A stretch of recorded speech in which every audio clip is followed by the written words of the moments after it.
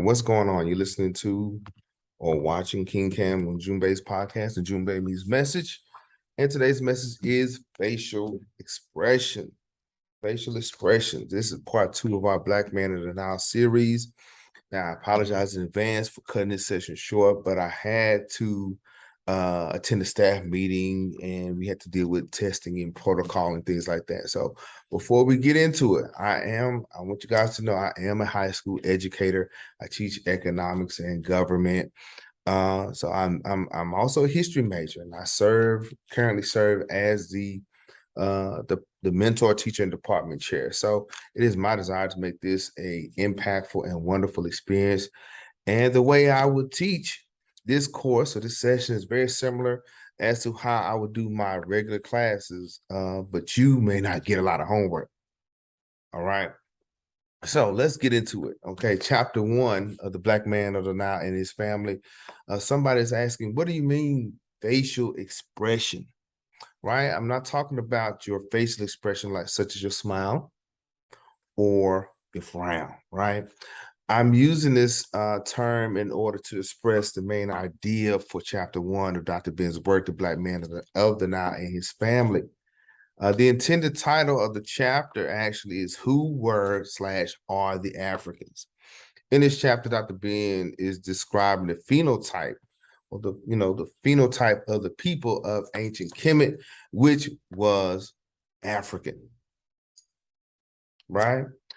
In this chapter, of course, chapter 1, Dr. Ben initiates the conversation by stating that most Caucasian anthropologists and scientists would use one type or kind of facial expression or facial representation when it came to the people of Kemet, Tamari, or the Nile River Valley. Okay.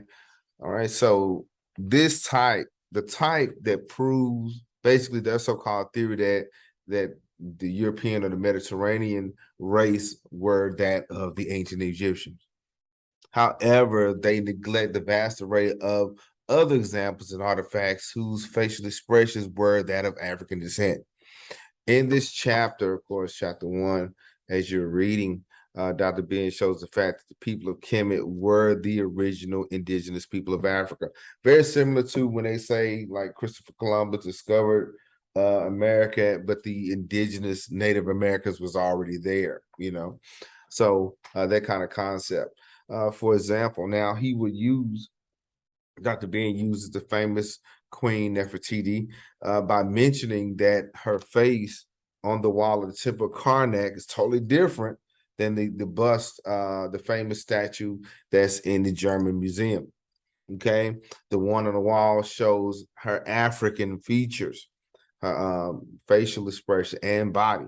The issue that is so-called scholars would omit the major facts and details from the media or newspaper, no matter what the proof has displayed before them. Dr. Ben even goes further by observing that over the years, you will find that the racist views would show up. Like on one hand, they would be applauding their accomplishments, but on the other hand, they have a backhanded compliment by saying by calling these people, the people of Kemet, primitive. Yeah. So if they if they isolate their accomplishments, they in their writings, they would certainly not mention the fact that the people of Africa or African people were Kemet or the Egyptians, right?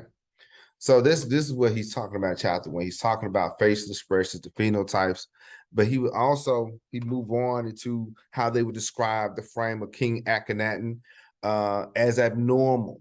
Yet in reality, Black people have thick lips and hips, and the reality is some men out there are built like their mama.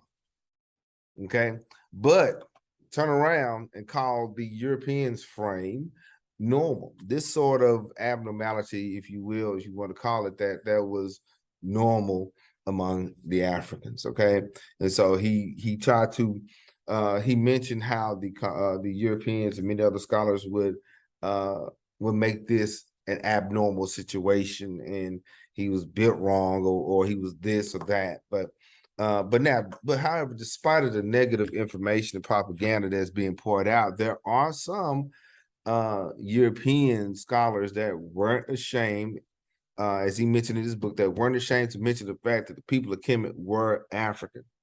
Okay. Of course, not all knowledge is good knowledge. However, it's good to use what you got. Right. Greek philosopher Herodotus, according to Dr. Ben, he was a man who lived during the time Kemet was at its turning point. Even when Greece and Rome came to Egypt, came to Kemet, they were on a decline. Okay. She was old and ancient at this time. I would illustrate to my students the fact that when King Tut was 18, 19 years old and saw the pyramids, they were ancient by the time he got there. That's mind-blowing, right? So the Greek philosopher Herodotus, a man that lived during the time of Kemet, he saw them firsthand and described them as Black.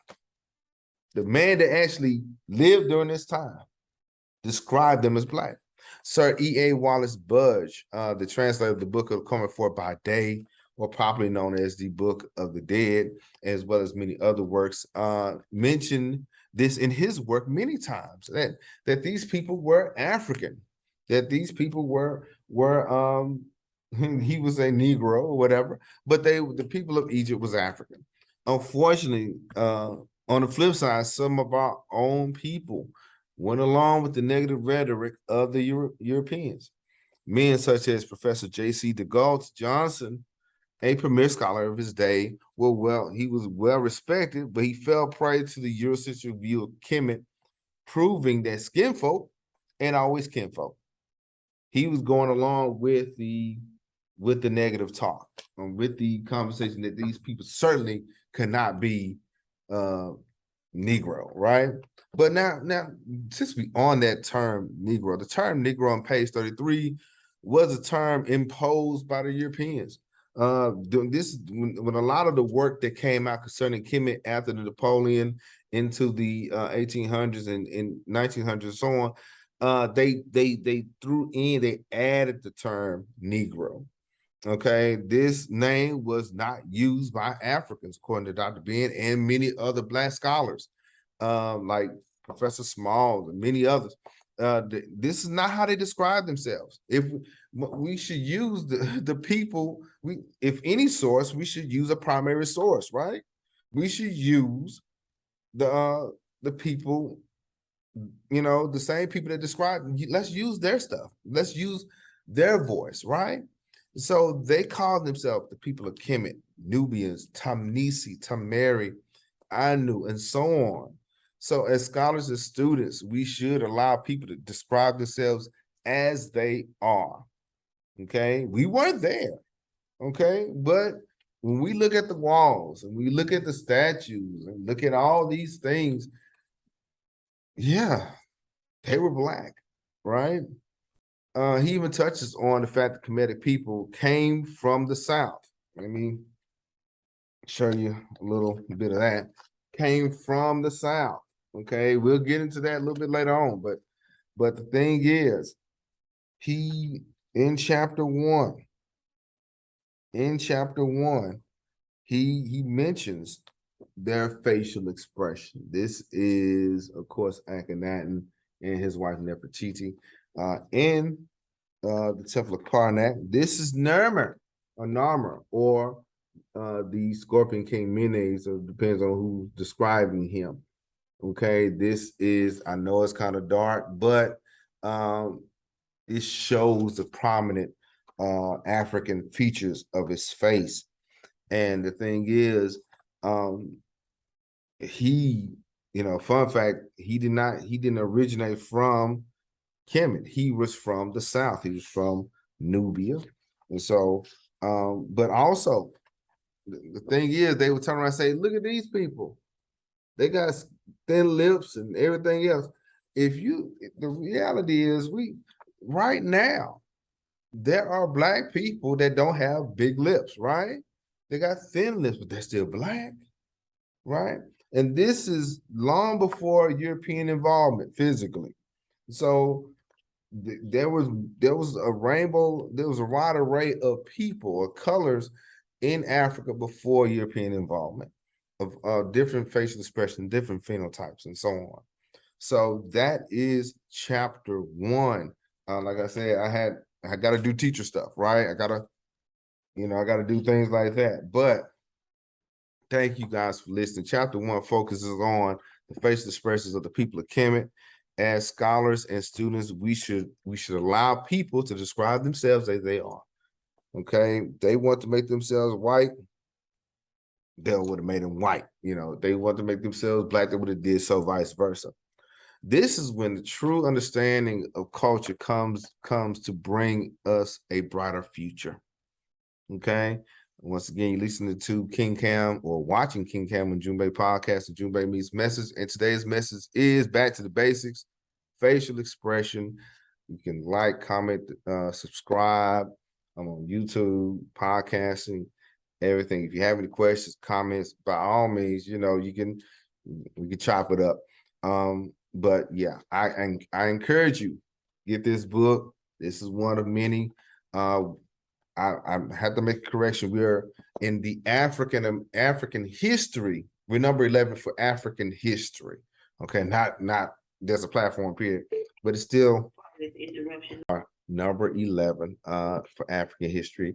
Eventually we'll rise to the top, but either way, I'm still happy that you guys are here, that you hang with me, and let's learn together. Let's thrive and grow together. Once again, you're listening to King Cam and Ujumbe podcast, and Ujumbe means message. Today's message is back to the basics, facial expression. Talk to you later.